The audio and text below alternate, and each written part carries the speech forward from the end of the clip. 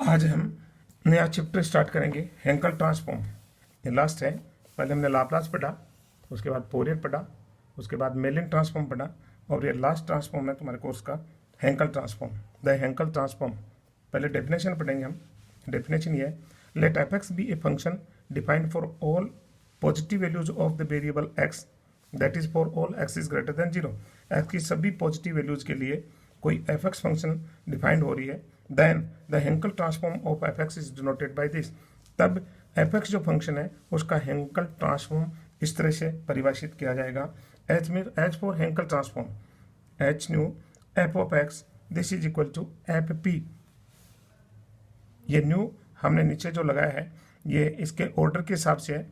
अपन पहले डेफिनेशन पढ़ते हैं आगे। And this is equal to integration 0 to infinite x into j nu px fx dx, where j nu px is the Bessel function of the first kind of order nu। ये order new की जो Bessel function कहलाएगी, ORD या order new. तो ये order है नीचे जो भी है, हेंकल ट्रांसफॉर्म भी जैसे फर्स्ट ऑर्डर का, सेकंड ऑर्डर का, तो ये ऑर्डर है। This is h nu fx, this is equal to f nu p, and this is equal to 0 to infinite x integration 0 to infinite x into j nu p x f x d x. तब ये new order का हेंकल function जो है उसका Hankel transform कहलाएगा, where x j nu p x is known as the kernel of the Hankel transform and h nu stand for the Hankel transform operator over nu, operation over nu. देखिए theorem है, पहले हम theorem पढ़ेंगे। If h nu f x this is equal to f nu p, then h nu f of a x this is equal to 1 upon a square F nu b by a. Means f x function का यदि Hankel transform f nu p आ रहा है तो h nu f of a x function का जो होगा वह होगा, जो आंसर ऊपर निकाला हमने उसको 1 upon a square से मल्टीप्लाई करेंगे, जहाँ पी है उसकी जगह हम पी बाई ए रख देंगे, तो ये उसका एफ ऑफ ए एक्स जो फंक्शन है उसका हेंकल ट्रांसफॉर्म आएगा। प्रूफ देखिए, वी हैव, हम पहले हेंकल ट्रांसफॉर्म की जो हमने ऊपर डेफिनेशन पढ़ी है उस डेफिनेशन को लिखेंगे कि h Hankel transform of f of a x this is equal to, तो राइट हैंड साइड में जहाँ फंक्शन एफ ऑफ एक्स है उसकी जगह हम एफ ऑफ ए एक्स लिख देंगे। इस तरह से हेंकल ट्रांसफॉर्म की डेफिनेशन से इसकी वैल्यू जो आएगी वो आएगी integration 0 to infinite x into j nu p x f of a x d x. And now let a x equal to t. अब हमने ए एक्स को टी मान लिया, हम यहाँ पर एफ ऑफ टी लाना चाह रहे हैं कि एफ ऑफ एक्स फंक्शन के रूप के अंदर हम इसको चेंज कर सकें। And a x is equal to t, तो एक्स बराबर हो गया t by a, d x बराबर हो गया डी टी बाई ए। देखिए लिमिट जो दे रखे हैं 0 से इन्फिनिटी, इनमें कोई फर्क नहीं पड़ेगा। जब एक्स 0 है तो टी 0 है, जब एक्स इन्फाइनाइट है तो टी भी इन्फाइनाइट है। इसलिए h nu f of a x p this is equal to the Hankel transform of function f of a x this is equal to 0 integration 0 to infinite x की जगह हमने t by a रख दिया, j nu p x x जहाँ था वहाँ T by a रख दिया, ए एक्स की जगह हमने टी रख दिया, डी एक्स की जगह डी टी बाई ए रख दिया। And this is equal to, देखिए नीचे अपॉन में ए, अपॉन में ए है तो अपॉन में ए स्क्वायर हो गया, कॉन्स्टेंट होने के कारण से इसको हमने बाहर निकाल लिया। अब इंटीग्रेशन 0 टू इनफाइनाइट, ये टी बच गया, जेन्यू टी अलग कर दिया हमने, और ये जो ए कॉन्स्टेंट पी कॉन्स्टेंट इनको एक साथ कर दिया हमने, F of T D T.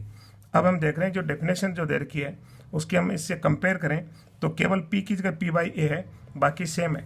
इसलिए इसका आंसर भी वही आएगा, एफ न्यू पी आएगा, पी की जगह पी बाई ए आ जाएगा। इसलिए हेंकल ट्रांसफॉर्म जो function of f of a x है उसका हो जाएगा 1 upon a square f nu p by a. जब Hankel transform f of x का यदि एफ पी आ रहा है, कैपिटल एफ है यहाँ, एफ पी है, तो हेंकल ट्रांसफॉर्म जो एफ ऑफ ए एक्स का देखेंगे हम तो वो आएगा 1 upon a square f of p by a, जहाँ पी है वहाँ पी अपॉन ए और 1 अपॉन ए स्क्वायर से मल्टीप्लाई हो जाएगा। एग्जाम्पल देखिए, find the Hankel transform of f x where the value of f x is equal to 1 when x is lying between 0 to a. And new जो दे रखा है उसकी value हम 0 दें तो, और एफ एक्स की वैल्यू 0 होगी for all x is greater then 0। तो इसका हेंकल ट्रांसफॉर्म हमें निकालना है। तो देखिए, by the definition of the Hankel transform we have, nu की जगह हमने 0 रख दिया, therefore h 0 f x this is equal to integration 0 to infinity x j 0 p x f x और डी एक्स। न्यू की जगह हमने जो डेफिनेशन थी उसमें 0 रख दिया क्योंकि 0 दिया हुआ है। अब देखिए 0 से इन्फिनिटी को हम दो टुकड़ों में तोड़ेंगे। 0 से a में अलग डेफिनेशन है फंक्शन की, 0 से a के अंदर इसकी वैल्यू है 1 और a से ऊपर वैल्यू है 0।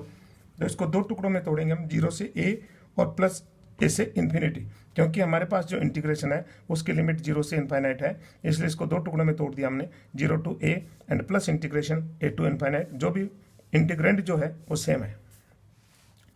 अब देखिए a से इन्फिनिटी के अंदर इस फंक्शन की वैल्यू 0 दे रखी है और 0 से a के अंदर फंक्शन की वैल्यू 1 दे रखी है। फंक्शन की वैल्यू हम 1 दे रखी है तो 1 रखेंगे हम इसके अंदर, फंक्शन की वैल्यू 1।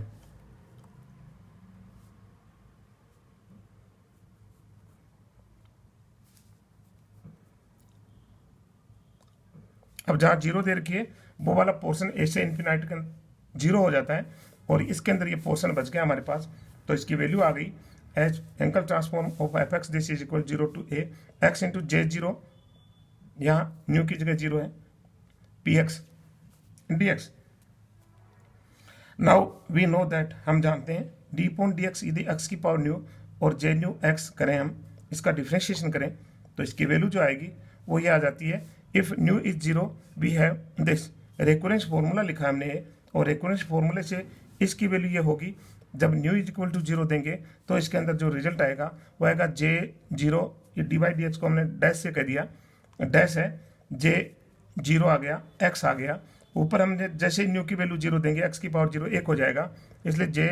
0 डैश एक्स जो है this is equal to minus, यहाँ पर देखिए जे न्यू -1, न्यू -1 का मतलब -1 है और x की पावर 0 1 हो जाएगा, तो यहाँ पर -1 आएगा, न्यू की जगह 0 देने से ये वाली वैल्यू -1 हो जाएगी।